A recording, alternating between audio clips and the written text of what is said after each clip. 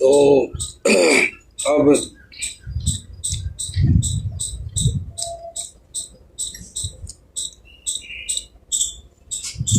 देखो, एक बात है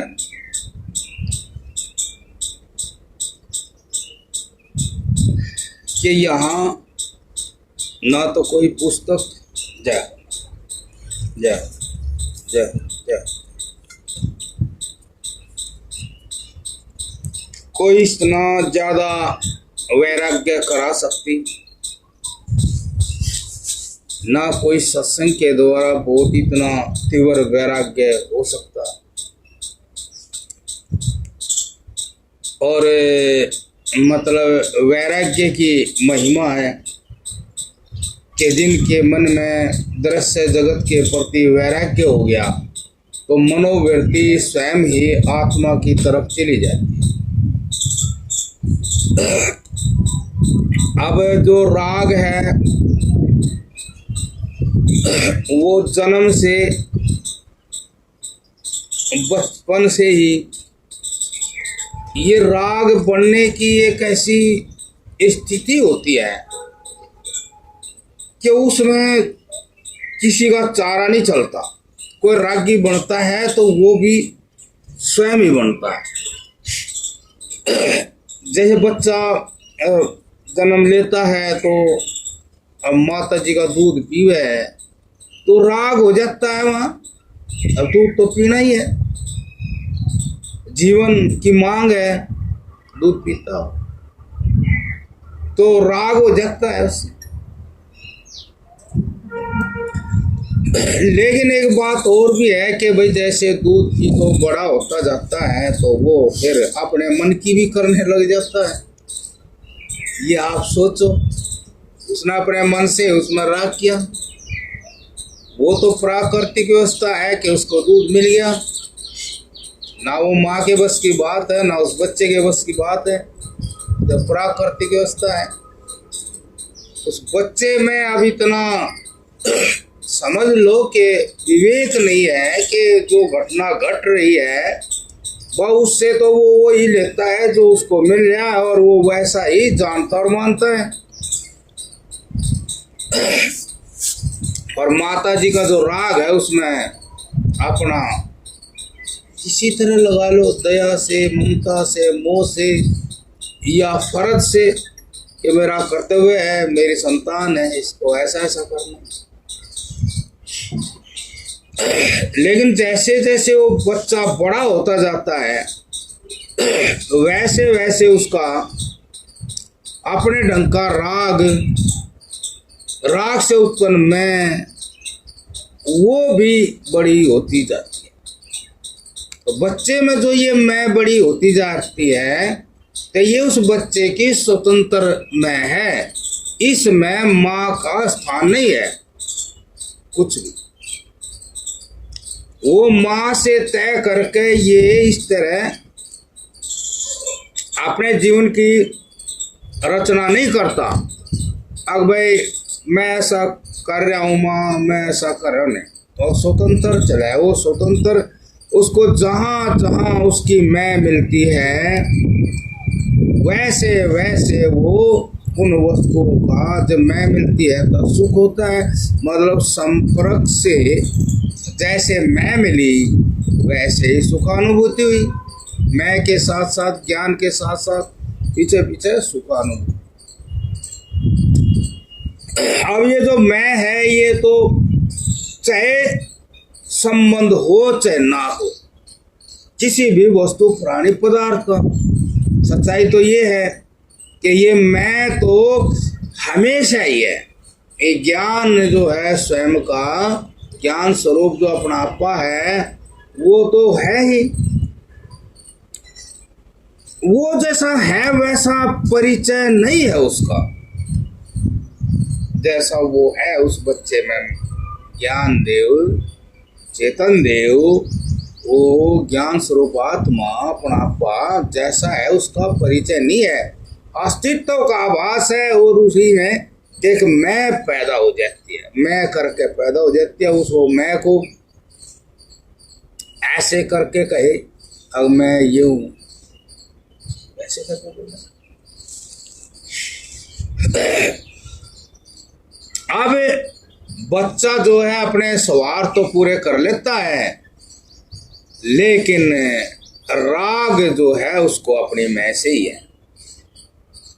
उस मैं को वो मैं जिस तरह भी उसने मिलती है, तो उसी मैं ये समझ लो कि बच्चा गिरफ्त हो गया या बच्चे ने उस मैं से राग हो गया, और उसमें अब उस मैं को वो बढ़ाता ही चला जाता, जैसे जैसे भी मिलती है उसको बढ़ाता ही चला जाता। अब यहाँ स्वाभाविक जीवन चल रहा, लेकिन इस स्वाभाविक में भी एक जो सच है उसकी घटना घटेगी, उसको भी कोई रोक नहीं सकता।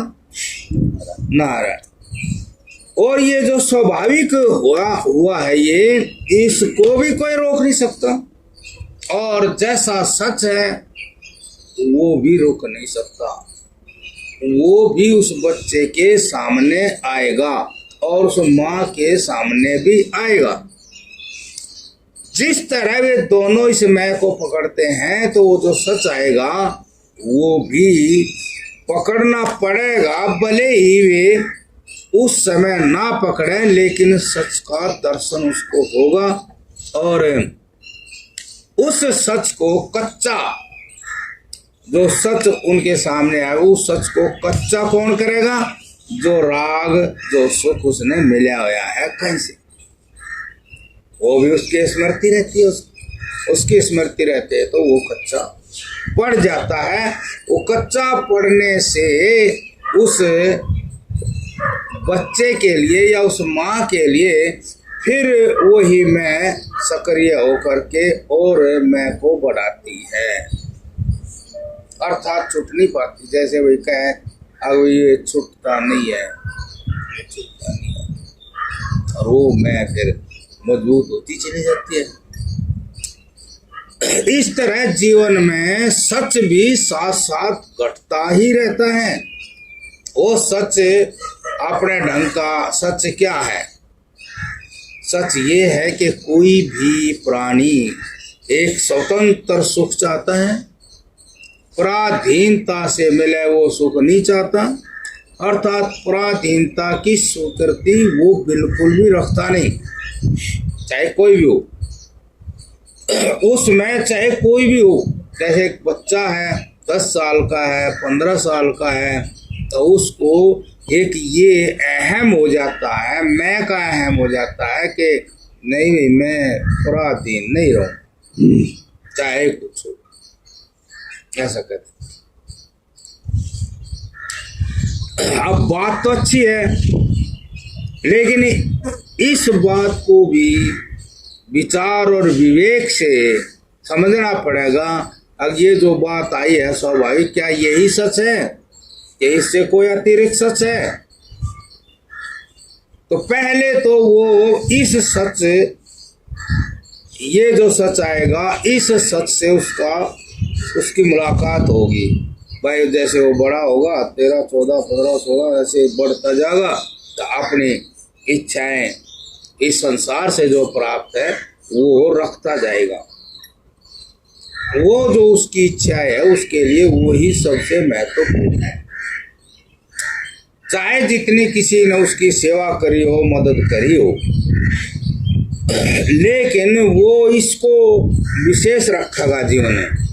और जिससे जो राग हुआ था माता का, बच्चे का, वो राग भी फिर कंडम होता जाता है। अब यदि ऐसे चलेगा ये, तो देखो उसको वहां वैराग्य तो हुआ, लेकिन जैसे जैसे वे आगे चले तो इस तरह वे देखा कि इसमें भी जीवन नहीं है। जैसे बच्चा अपनी जिद पर है तो बच्चा देखेगा ऐसे तो मैं फिर जी नहीं सकता स्वतंत्र रूप से, मनमर्जी से। मैंने भी जरूरत पड़ती है समाज की, माता पिता की और चीजों की, और नहीं तो स्कूल में जाने की, स्कूल में पढ़ने की। मैंने भी इन सहारों से जीवन जीना ही पड़ता है, तो फिर वो विचार करेगा अब फिर क्या करना चाहिए।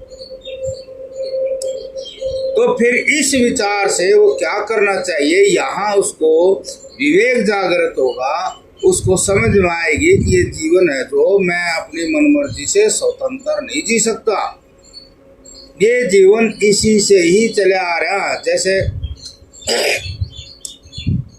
हम भोजन करते हैं तो भोजन करते हैं, वो भोजन आमाशय में जाता है। ठीक इसी प्रकार से हम जब श्वास लेते हैं तो हमने श्वास भी ऐसे पहुंचाना पड़ता है जैसे भोजन आमाशय में जाता है तो भूख की निवृत्ति होती है। ऐसे ही श्वास भी अपनी जगह जहाँ उन्हें पहुंचना चाहिए वहां तक यदि श्वास नहीं पहुंचे तो फिर श्वास की पूर्ति नहीं होती। वो श्वास भी उसी तरह से जैसे भोजन आमाशय में गया, ऐसे श्वास की जो जगह है थैली उसने भी वहां तक वो जागा। तो इस प्रकार से श्वास भी एक खुराक है, जैसे भोजन खुराक है ऐसे श्वास भी। अब श्वास जो है उसमें भी कहते हैं भाई ऑक्सीजन होनी चाहिए, खाली हवा नहीं लेता शरीर कि खाली हवा ही ले, हवा में ऊर्जा होनी चाहिए, एनर्जी होनी चाहिए। कमाल किया परमात्मा ने कैसा सिस्टम बनाया कि भोजन जाएगा, भोजन नहीं गया तो वहाँ श्वास घूमेगा और फिर वो खाली आमाशय होगा तो खाली आमाशय के कारण उसको स्मृति आएगी भोजन की। ऐसे ही श्वास है, वहाँ जाएगा तो आदमी के ऊर्जावान होगा आदमी। यदि श्वास अधूरा गया, वहां तक नहीं गया तो आदमी के अंदर ऊर्जा खत्म हो जाती है। इस तरह से वो आदमी इस व्यापक से जुड़ा रहता है।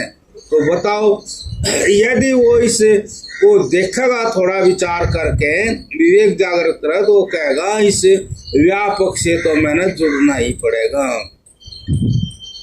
जुड़ना पड़ेगा तो फिर जुड़ना पड़ेगा तो ये देखना पड़ेगा अपनी स्वतंत्रता भी बचाते हुए जो जो जीवन के लिए आवश्यक है क्रिया, जिस क्रिया में सभी बंधे हुए हैं।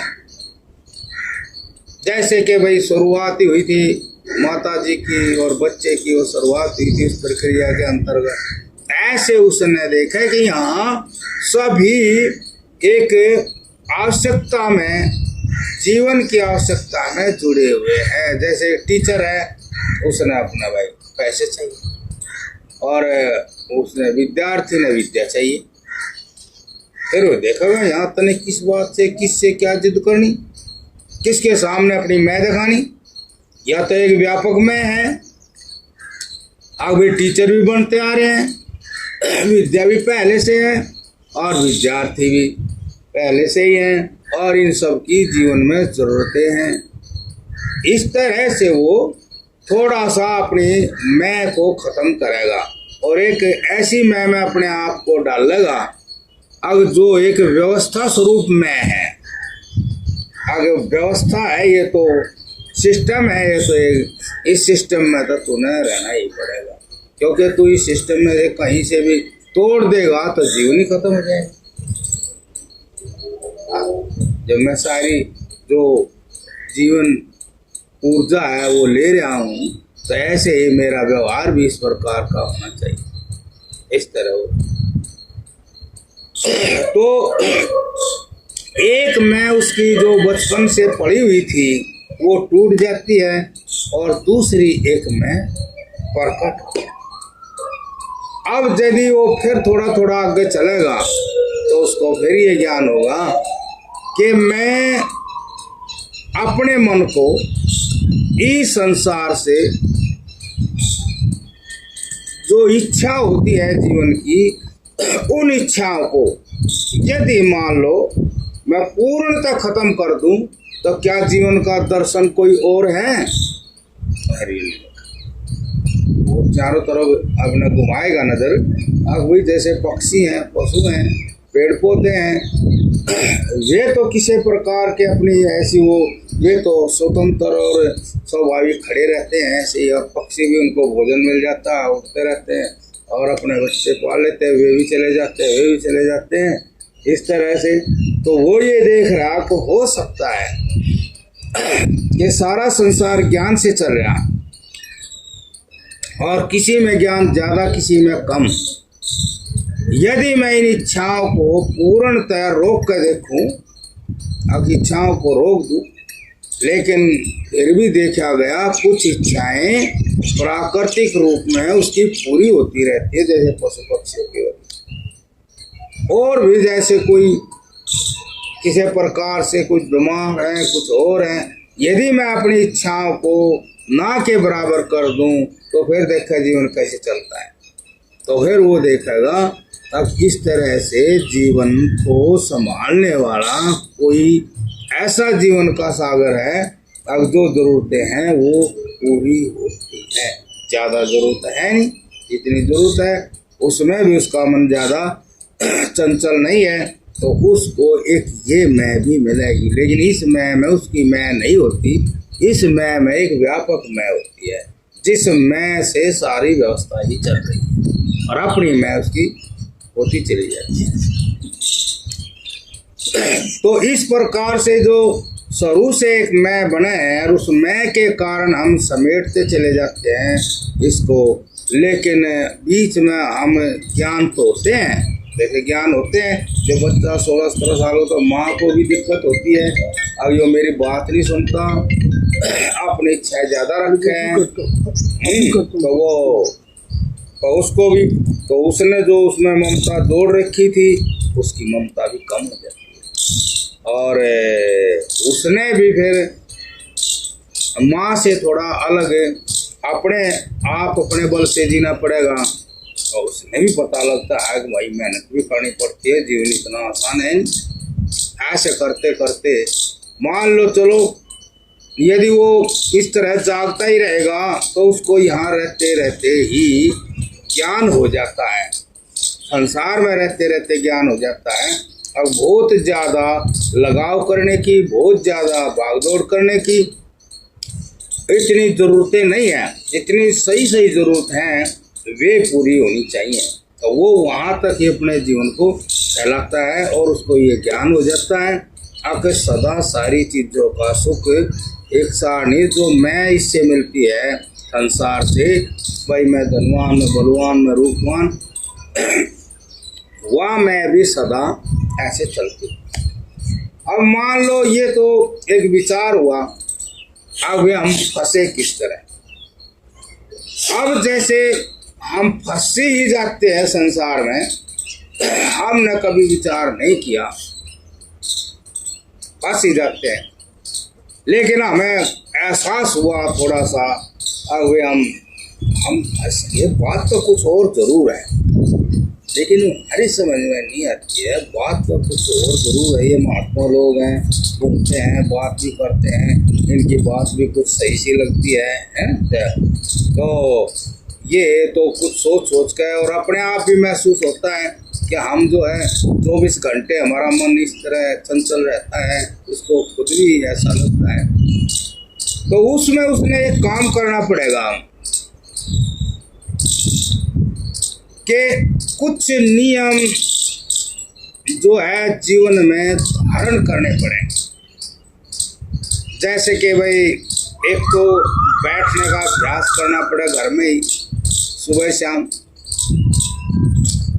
शाम मान ले हम एक आसन में बैठ गए, आसन में थोड़ी दिक्कत थी, थोड़ा बदल लिया, लेकिन उस काम पर लगे रहे, सारी दुनिया को भूल के हम उस काम पर लगे रहे और कुछ मान ले श्वास में अपने मन को जोड़ दिया और हम 1 घंटा आधा घंटा जैसे तैसे पूरी तरह एकाग्रता से पूरा अभ्यास करें, अब मन इससे भागे नहीं, पूर्व दिशा की तरफ बैठ के हम भागे नहीं, हम यह कसरत करें जैसे और काम करें। तो ये देखो भी 1 घंटे का हमारे 1 घंटे का यो भी एक काम करना है।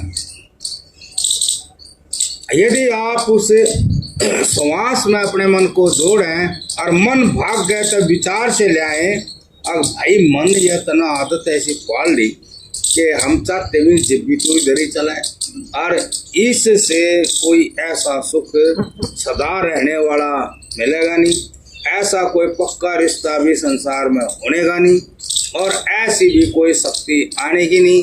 अब जब चाहो वही हो जा, बूढ़े हो जाए, लाचार हो जाए, और हम संकल्प करते वही हो जा, ऐसा भी कोई नहीं। और हमारे से कोई भी ऐसा इतना प्यार करने वाला भी नहीं है।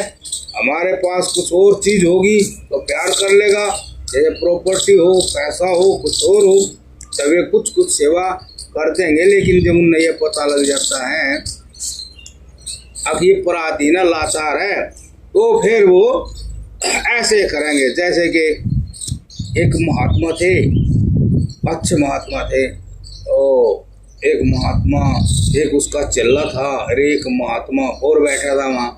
तो महात्मा था बुढ़ा सा, बुढ़ा हो गया वो, 100 साल तो ऊपर हो गया। तब वो कुछ वो ले रहा, एक चम्मच ले रहा और एक कटोरी, वो कुछ मांग रहा था। तो ओए, और उसका चेला उसके पास बैठा, कुछ कागज कार्रवाई सी कर रहा, और वो तीसरा महात्मा बैठा, वो देख रहा सब। तो वो उसका कटोरी से फिर मारा चम्मच। अब वो बोलना था ऐसे था, अगर मैं तो सम्राट हूँ, या सारा जो भी इस तरह का जो फैला पड़ा काम जो मेरे त्याग और तप बल से, मेरी मान्यता से हो रहा, वो सुन नहीं रहा, लिया नहीं। उस अहम से थोड़ा आवाज उसकी निकले थी, और वो गण फिर तो वो क्या हुआ, जो उसका चेला बैठा था, अब देखो वो जो चेला बैठा था तो वो क्या बोला, अरे अब वो जो जोर लगा रहा है तो उसका मन कैसा है, और वो मन जो जोर लगा रहा है तो जोर के हिसाब से क्या अपेक्षा चाहता है व्यवहार में, ये थोड़ी व्यवहार उसका था। लरे वो जिस ढंग से बोल रहा है वो ढंग उसके अंदर से आया है, और वो आया किससे है, वो ऐसा महात्मा है। आए सौरभ सब यो मेरा रमला ठमला मैं ऐसा कह रहा है, और इतनी देर होगी, क्या कर रहे हो, ले ओए। तो जो महात्मा धीरा वो सारी लीला देख रहा, यो इसका चेला है, और यो करा ले और वो तो कितना पावर लगा रहा है बोलने में, ओए ओए, और वो ले रे और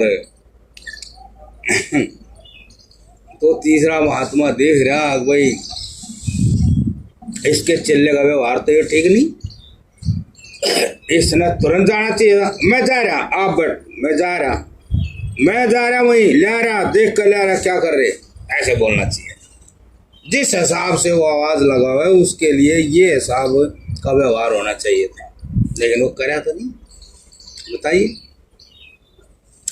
और उस महात्मा के रहन सहन से, व्यवहार से बड़े बड़े मंत्री उसके पास, और राष्ट्रपति ने क्या बोला रहे, पद्म भूषण दे दिया, बड़े बड़े मंत्री आओ उसके पास, हर एक तो मिल नहीं सकता, उसको वो लेना पड़ा, भाई बाबा जी आ रहे, वो आ रहे, बड़े बड़े राजतत्व।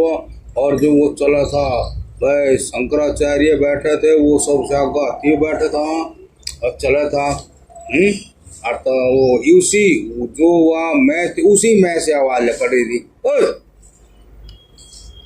तीसरा महात्मा ने देखा, बताओ ये का चिल्ला है, तो चिल्ला तो इसने जो रूप इसका है वो चिल्ला मानता है नहीं, लरे बैठे ना, इतने देर में आए तो क्या आयो आख भाई, हम समझ लें जब मन भागे तो मन तो भागे है जब उसने समाज में परिवार में एक मैं बना रखी है।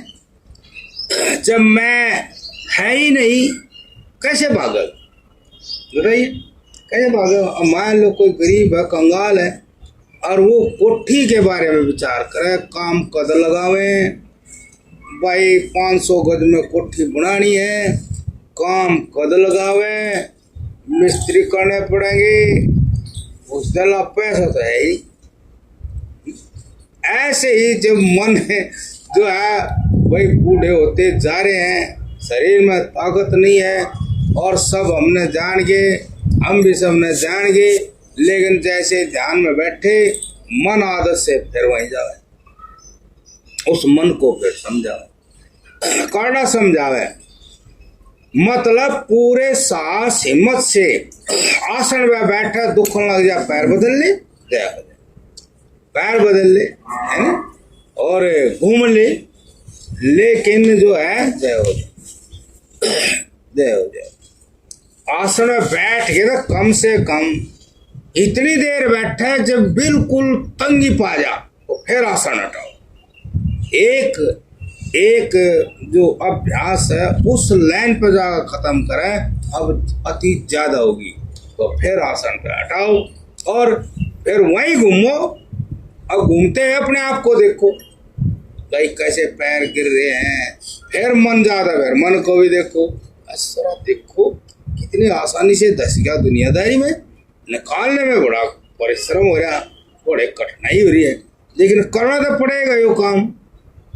ऐसे बोल रहा है अब कितनी कठिनाई हो रही हो, लेकिन ये तो काम करना, नहीं तो दस्ता दस्ता दस्ता दस्ता कीड़े मकोड़े तक चला जाएगा, फिर क्या करो। ये जो नीचे है जितने शरीर हैं मनुष्य से, ये नीचे तो हैं 10 पाताल में तो जा रहे, तो दस्ता दस्ता कहाँ चले जा। हमने अपने मन में मतलब इस तरह से निश्चय करके और इस धर्म में श्रद्धा बना देनी है, श्रद्धावान मन बनाना है, श्रद्धा वाली आत्मा बनानी, साधना वाली आत्मा बनानी, मन बनाना।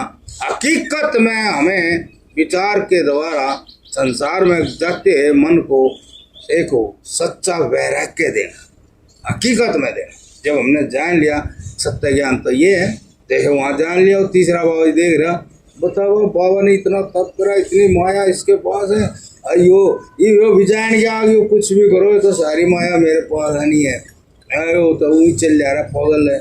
मतलब देखो मतलब पागल है, जीवी तो कह रहा था लहरे लहरे, अरे ऐसा करने में यही है ना, लहरे घर पे कह रहे ना लहरे, बहुत ज्ञानी बन गया। वो जो का चल रहा था वो गुरु से आगे निकल गया, ज्ञानी बन गया। क्या चल रहे, अरे चल रहा रे जो भी है, उसने अपनी कमाई इतनी कर दी, हाजिर करो सब कुछ। अपनी कमाई पे बोल रहा है, कोई कंगाल तो था नहीं, उसे बोला लाओ जल्दी ले, और क्या करे तुम, तो फिर चलो तुमने बेचारा ने लिया दी क्या सोचो। लेकिन जो होता है उसी को हमने कुछ होने से पहले ही स्पष्ट देख लेना है अपने मन में। मन को चाहिए ज्ञान, चाहे जैसा हो वो तो लगे, लेकिन हम जब खोजबीन करके विचार के द्वारा मन ही मन, जब मन को सत्य ज्ञान दिखा देंगे और उसमें श्रद्धा बनावे, बार बार उसको चिंतन करे, और देख सचियो है सचियो, आसन लगा के बैठ गए तो पूरा वहीं 1 घंटे तक हमने इसमें रहना है, चाहे जो 1 घंटा हमने अकेला रहना, आसन में बैठना, दर्द होगा घूमेंगे, वहीं घूमते हुए भी अपने आप से बात करेंगे। अब देखा भाई प्रकृति बड़ी तगड़ी पाल ली, ये हट ही नहीं रही, मैं जबरदस्ती मुझे कुछ कुछ करके घुटनों में दर्द, कमर में दर्द, नींद में ऐसे ऐसे करके अंधाधुंध तरंग वही उठे, तरंग वही, लेकिन हमने जाना नहीं और हमने 1 घंटा यही रोक के रखना। ऐसे मान लो 1 घंटा सुबह, 1 घंटा हम शाम को ये काम करें तो हम काफी फंसे हुए निकल जाए। व्यवहार की बात ये है, और जब भी कहीं नजर जावे जब भी फिर वो एक दोस्त देखो उसमें, अरे कुछ सुख नहीं है इसमें, बड़ी पराधीनता, गुलामी, दीनता। सही देख चीज का स्वरूप क्या है, चीज का स्वरूप देख सकते। जैसे एक महात्मा, बुढ़े महात्मा पर नहला रहा था, महात्मा 90 साल से ऊपर हो गया था और लड़का नवा रहा था उसको, तो लड़के की उम्र 15-16 साल, नौजवान बढ़िया। तो नहाता नहाता वो लड़का बोले, हाँ अब ये आपके हाथ भी कभी ऐसे ही होंगे? वो महात्मा बोला, जैसे हैं ये भी नहीं रहने। देखा, स्मृति है, ज्ञान है? उसने ऐसा जवाब दिया।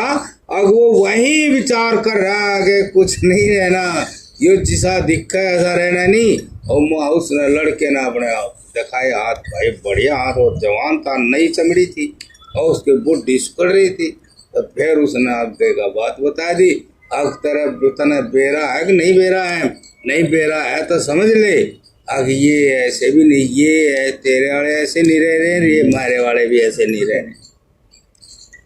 ऐसे जब हम कहीं भी चल रहे हैं, सामने कोई भी चीज आ जाए तो सत्य ज्ञान की स्मृति रखें।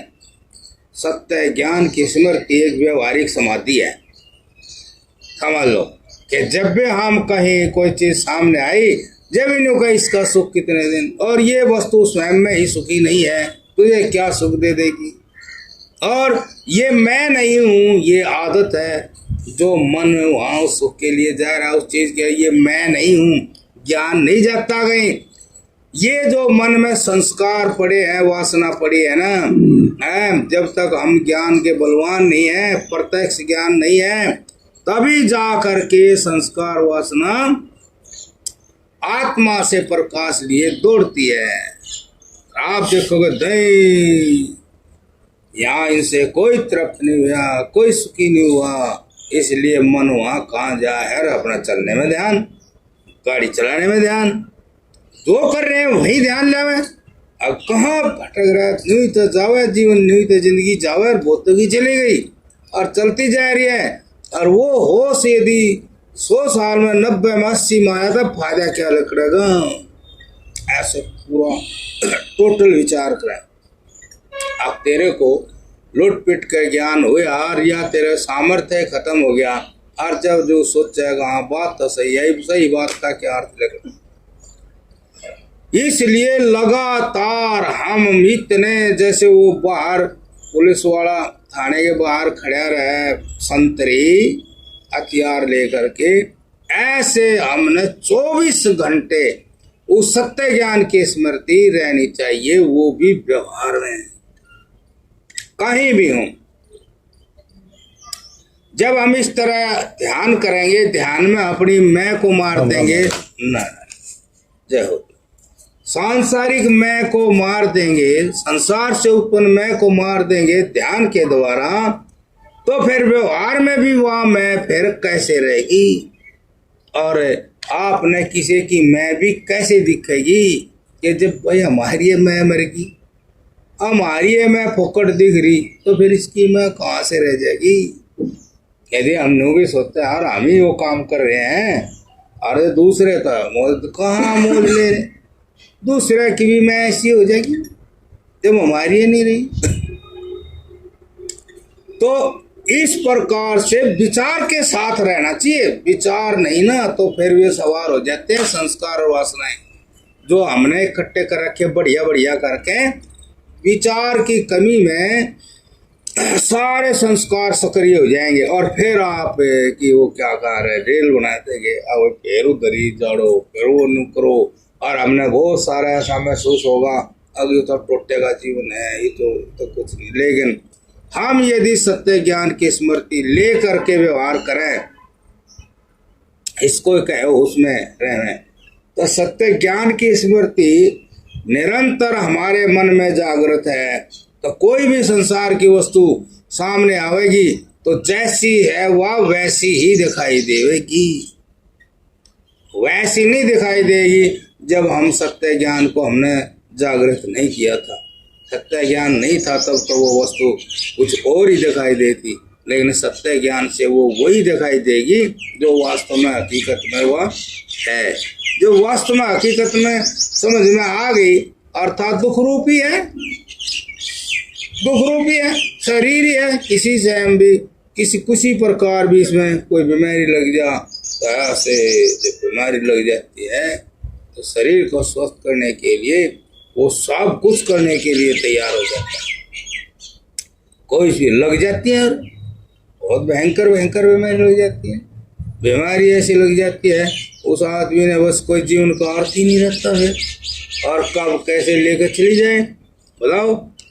तो ऐसे ये सत्य ज्ञान हमने ध्यान में बैठकर पूरी तरह जगा देना है। अब मान लो ध्यान में कोई विघ्न है, उस विघ्न को भी हटाओ। पैरों में दर्द, नींद आवे भाई, ये हमने उससे मुक्ति की चाह हो गई है ना। इस बंधनों से अपने मन को मुक्त करके और एक ऐसे जीवन में जीना है कि जिसमें कोई भय नहीं, चिंता नहीं, क्लेश नहीं और जहाँ जन्म और मृत्यु भी नहीं। तो इसलिए हम जीतते जी अपनी मैं को मार देते ध्यान में, व्यवहार में जन्मती हुई मैं को विवेक ज्ञान से खत्म कर देते हैं, वहीं खत्म कर देते हैं, वो पैदा ही नहीं होने देते। तो फिर आपकी समाधि व्यवहार में भी लग जाएगी और ध्यान में भी लग जाएगी। और आप यदि सच्ची श्रद्धा से, लगन से इस काम पे, चाहे कितनी उम्र क्यों ना हो, हम अब उम्र मान ले नहीं बैठे जाता तो विचार तो कर सकते हैं, विचार से तो सत्य निकाल सकते हैं। और जब भी मन जाए तो विचार के सत्य को सामने ला दो मन के, अब देखो वेरियो भी है, देखो वेरियो भी है, तो बार बार फिर कैसे वो जैसे कह रहा था भाई बकरे की घास छुड़ा दे, तो घास दिखावा डंडा मार दे, घास दिखावा डंडा मार दे, बकरे का सीख मिल गई। ये तो घास जब देव जी भी डंडा मारे तो फिर वो फिर घास देवा, घास की तरफ वो देखा ही नहीं, ज्ञान हो गया उसको। अब कि वो डंडा भी तो लग गएगा, ये घास तो ले ले पर डंडा भी लग गएगा, तो उसने ज्ञान ही हो गया। फिर वो घास को क्या करो, वो देखा ही नहीं, डंडा लगा। ऐसे ही हमने विचार के द्वारा इतना विवेक जागृत कर दे ताकि ये संसार की वस्तुएं जो सुख वाली दिखाई दे हैं, ये दुख रूप ही दिखाई दे जाए। अब जितने रोग शोक हो ना, ये इन्हीं से लगे हैं, हर जरूरी नहीं हमारा जीवन इन्हीं से है। हम तो इनके बिना भी जी ले, थोड़े में जी ले। और वो बता था अब भाई हमने इस जीवन की खोज की तो एक जगह जाकर ऐसा भी मिला, अब जहाँ परमात्मा ही व्यवस्था कर रहा है सबकी, सबके भोजन की परमात्मा व्यवस्था कर रहा, ऐसे यहाँ भी ऐसा ही है। अब भी एक ऐसी जगह है आकाश में जहाँ आकर्षण खत्म हो जाता है। ऐसे ही जब हमें सत्य ज्ञान प्रबल हो जाता है, आकर्षण खत्म हो जाता है। कोई भी वस्तु, पुरानी पदार्थ आपको अपनी ओर खींच नहीं सकता। ऐसे वहां भी अंतरिक्ष में आकर्षण खत्म हो जाता है, वहां अपने आप रहते, क्योंकि ये जहां आकर्षण होता है वहीं घर्षण होता है, वहीं वो कमियां आती है चीज में, चीज बहुत जल्दी बदलती है आकर्षण में। और जब आपके अंदर आकर्षण ही नहीं रहेगा, आप किसी आकर्षण को मानोगे नहीं, आपका मन ही बदल जाएगा, तन ही बदल जाएगा, संघर्ष ही खत्म हो जाएगा, किसी प्रकार का संघर्ष नहीं है। आप संसार में कहीं भी रहो, किसी तरह भी रहो, आपके पास तो ज्ञान है। ज्ञान की दृष्टि में संसार की सत्ता ही नहीं है, ज्ञान की दृष्टि में सुख सुख ही नहीं है, और सुख के कारण दुख पैदा हुआ था। तो इसको हमने व्यवहार में, जो हमने ध्यान में ज्ञान पाया, उसको व्यवहार में बिल्कुल अपने सामने रखना चाहिए। कोई भी वस्तु आपको आकर्षित नहीं कर सकती, अपने मन के अनुसार नहीं चला सकती। अब वही ऐसे ऐसे कर लो, ऐसे चला ही नहीं सकती। और जब भी आप सुबह शाम बैठो तो वो ध्यान करो।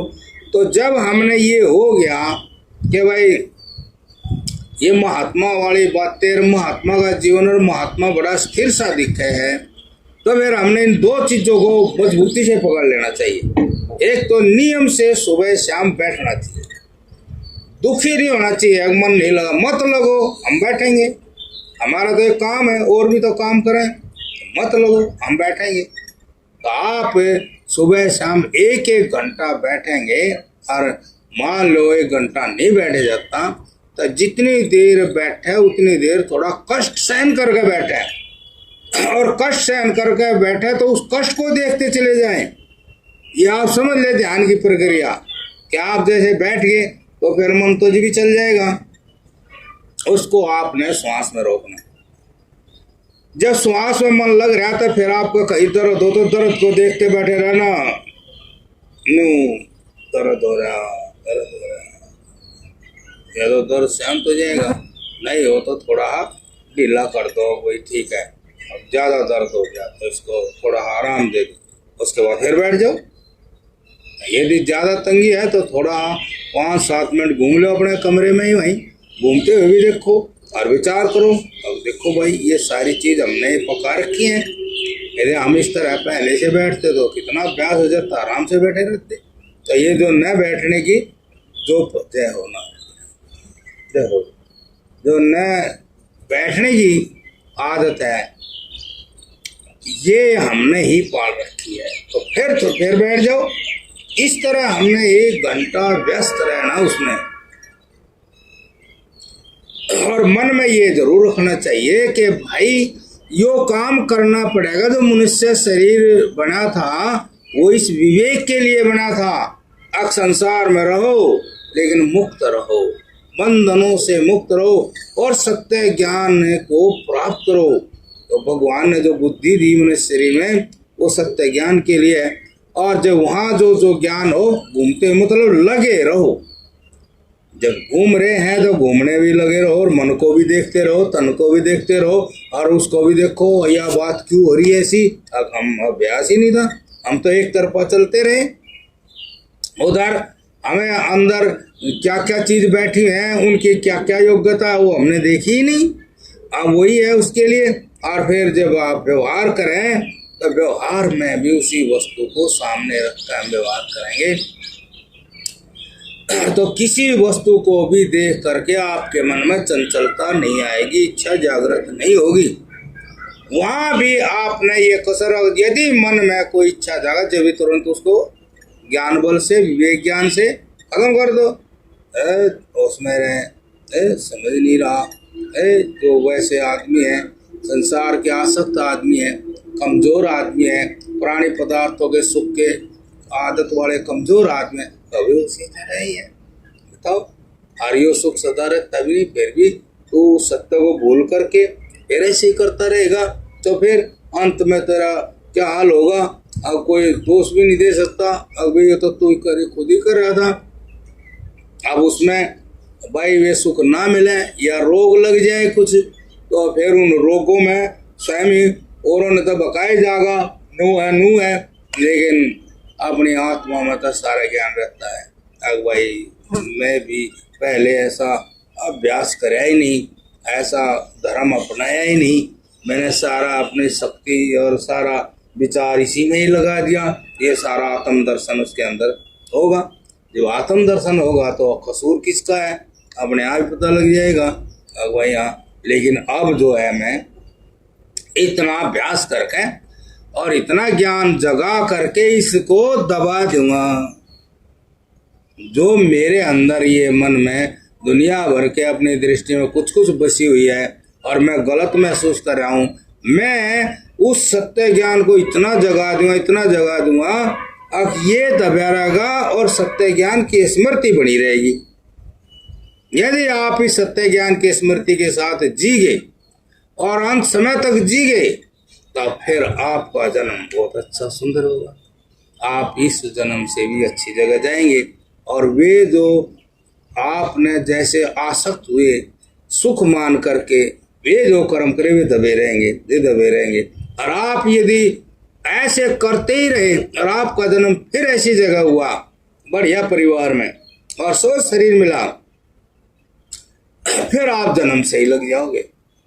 आपका जो सत्य ज्ञान है उसकी स्मृति इतनी प्रबल हो जाएगी, अगर आपकी जुबान पे, आपकी दृष्टि में वही रहेगा और वे जितने भी आसक्त होकर के पराधीन हो गए कर्म किए थे वे दबे ही रहेंगे और आपके ज्ञान अग्नि से वे भस्म होकर के आप एक जन्म में किसी में भी फिर इस संसार के सब प्रकार के दृष्टियों से, पापों से, पुण्यों से सबसे मुक्त हो जाओगे, जीते जी मुक्त हो जाओगे। लेकिन इतनी तो हिम्मत करनी पड़ेगी। अब जब हमने उन कामों के लिए इतनी हिम्मत करी आज हमारी बात को समझ में आई तो आज से लग जाए करें। यदि हम ऐसा काम करें तो हमारे शरीर में जो एनर्जी है वो स्टोर होगी और आप मजबूत भी होंगे, आपके घुटने पुटने ठीक होंगे, आपके शरीर में ताकत आएगी, हौसला आएगा और आपके अंदर मन में इस तरह के ज्ञानों की खूब जागृति होगी।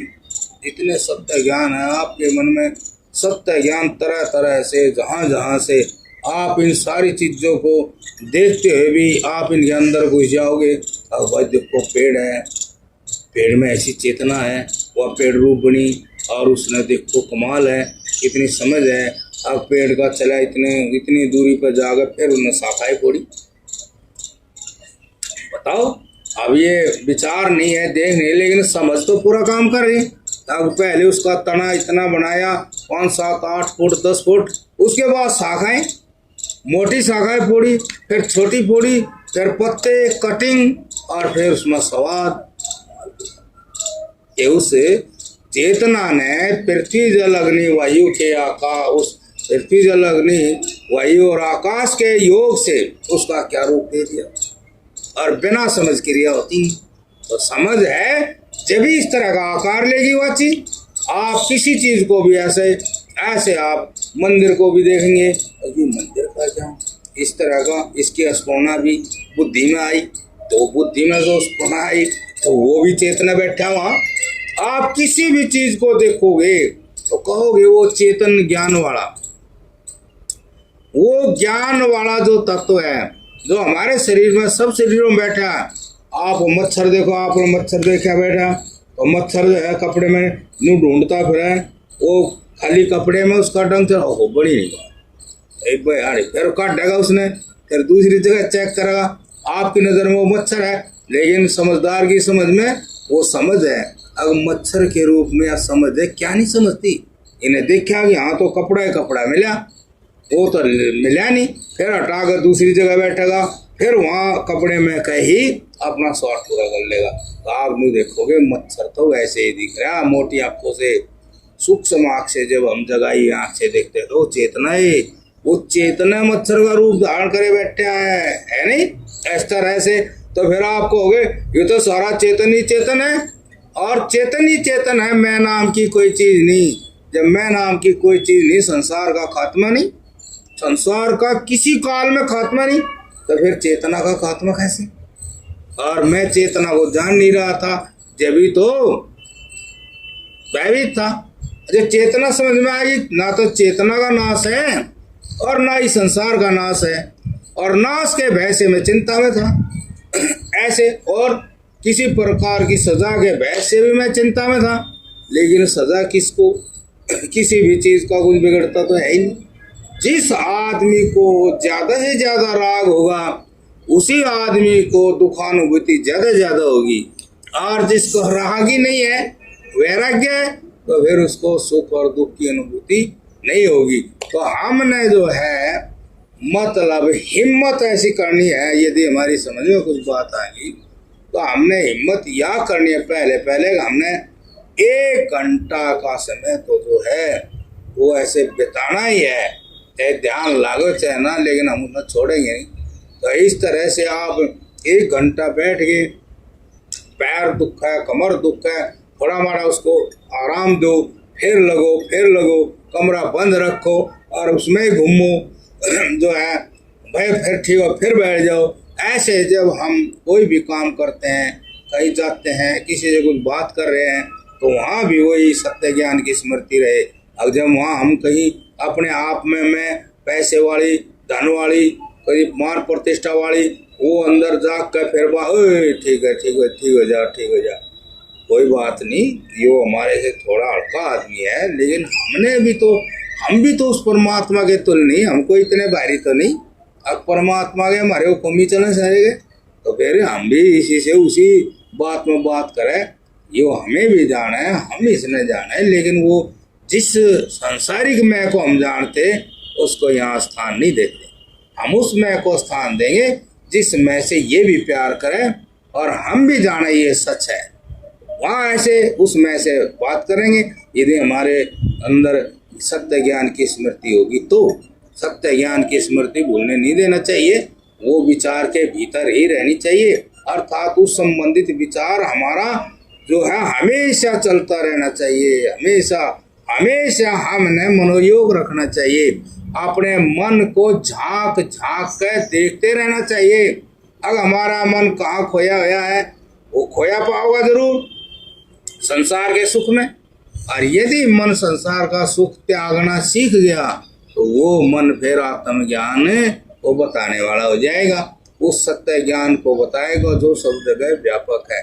तब बिजी रहो, अपने आप से जुड़े रहो, अपने आप से जुड़े, इसको कहते हैं मनोयोग है। एक होती है संपर्क ज्ञान समाधि। संपर्क ज्ञान समाधि आपका संपर्क अपने अंदर वास्तविक मन से जुड़ा रहे तो समाधान होता रहेगा। और यदि आप अपने मन से नहीं जुड़े तो बेमतलब का कबाड़ा मन में भरा जाएगा, तो गैर हाजिरी में भर गया।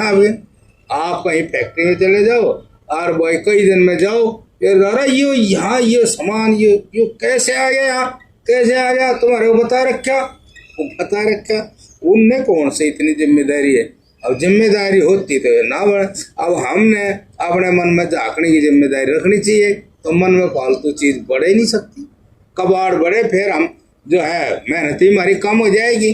तो हम हमेशा सत्य ज्ञान की स्मृति के बीच में बैठे रहेंगे, सुरक्षित बैठे रहेंगे। वो जगह है वो ना जन्म होता, ना मरण होता, ना बंधन होता, ना मोक्ष होता, वो सदा शिव है। तो उसको आप प्राप्त हो जाओगे, लेकिन इतनी मेहनत अवश्य ही करनी पड़ेगी। ऐसे हो वही बैठने की मेहनत और व्यवहार में सत्य ज्ञान की स्मृति रखते हुए, जिनको सत्य ज्ञान की स्मृति रहती है उनकी जागते जागते ही समाधि होती है। हाँ, और जिनको सत्य ज्ञान की स्मृति सही बात को नहीं जानते, अर्थात कुछ आत्मा को शरीर से भिन्न नहीं जानते, तो फिर उनकी समाधि नहीं होती। उनकी समाधि अर्थात वो बंधन ही बंधन है, वे जीवन में बंधन और समस्या ही समस्या महसूस करेंगे। इसलिए ये साधन के बिना, महाराज जी कहते हैं, बिना साधन के बिना सिद्धि नहीं मिलती। यदि सिद्धि करनी है इस ज्ञान की तो साधन करना ही पड़ेगा। और वैसे तो भौतिक रूप में भी किसी कार्य के सिद्धि बिना साधन नहीं होती। अब आप साधन जरूर रखें, मान ले एक आदमी चले तो उसने लाठी पकड़नी पड़े, साधन मिल गया। एक आदमी चल सके, उसने गाड़ी पकड़ ली, साइकिल पकड़ ली, साधन है ना। साधन से आप कहीं भी जा सकते हो। अब साधन नहीं है तो आप वहीं पड़े रहेंगे जहाँ पड़े। तो इस तरह से और मन दुखियों को और ज्यादा हो जाएगा। तो इस प्रकार से ये दो साधन है जो कि हमने एक साधन से हमें सत्य ज्ञान होता, उसी सत्य ज्ञान से व्यवहार करें तो आप दोनों जगह समाधिस्थ रहेंगे और बेफिक्र हो जाएंगे। सारे संसार की चीजें आपके सामने होंगी, लेकिन ज्ञान के कारण वस्तुओं के अर्पण अपने आप को नहीं होने देंगे, बंधन में नहीं पड़ने देंगे। तो 6 बज गए होंगे, ऊपर हो गया। और ये बात जो मैंने बताई आप लोगों की समझ में आई, ये बात आप मान लो। अब जब आप साधना करें तो घबराना नहीं चाहिए, और दुख हो उस दुख में जीना चाहिए। ये प्रकृति खींच लीजिए महाराज जी, ये प्रकृति खींच लीजिए हमने। जो काम बीच में है ना, यो काम खींच नहीं। सुखबीर सिंह, हाँ जी, प्रकृति जड़ है, आप चेतन है, आप ज्ञान वाले हैं। देखो कितनी बड़ी बात आपने कह दी है कि या प्रकृति खींच ले जाती। प्रकृति नहीं बोल ली ऐसी, आप बोल ले, आप ज्ञानी हो। प्रकृति खींचने वाली तो बोली लेख मैं लेकर जा रही है आपको, बोलने नहीं प्रकृति, ये महाराज जी का आप बोल ले। अब यह प्रकृति खींचे जी, प्रकृति ने खींचने वाली जब मानते, जब वो बोलती देखा मैं लेकर चलती ना आपको, ऐसा तो कभी बोली। आप ही कर रहे मैं खींच लिया, रे मैं खींच लिया। महाराज जी का जो काम है ना बीच में ना हटा दिया तो काम खींच लीजिए तुमने। हाँ, यो जब भी खींच लेता वो बाली था ना, तो वो बाली जो था वो सब ने खींच ले था, सबकी ताकत खींच ले था। जो उसके सामने जावे ठीक है, आप उसके सामने उस काम के बीच में जो है उस विचार ने विवेक ज्ञान ने फंसा दो ने, जो राम जी ने बीच में फंसा दिए थे पेटे। महाराज जी कहा थे काम ना हटा दिया करो, तुम जिम करा करो, ठीक है ना। तब वो जो पेटे बीच है, वो विचार विवेक बीच में फंस गया, तो बल्ली में वो ताकत गई नहीं, ले फिर वो मार दिया। और जब आपकी आधी ताकत वहां चली जाएगी काम में, तो फिर तो आप हारो ही हारो है कि उसकी ताकत तो थी, आधी आपकी चली गई, फिर तो जीते जीते। तब फिर नुगरा करो, अब जब भी काम खींचे ये सदा रहने वाला सुख नहीं है, बीच में आ गया ना विचार विवेक, सदा रहने वाला सुख नहीं है, ढीले पड़ जाओगे आप। और बार बार और अब बहुत बावड़े हुए ऐसे ही लोग बोले समझ नहीं रहे, वहां जाकर कुछ भी नहीं मिलना, और एक आदत बन जाएगी, आदत के गुलाम हो जाएंगे। नू बोल लो आप, जब आप नू बोल लो खींच ले गया तो नू भी बोल लो, ठीक है जी, बहुत बढ़िया। बस फिर आप जा ही नहीं सकते, ठीक है।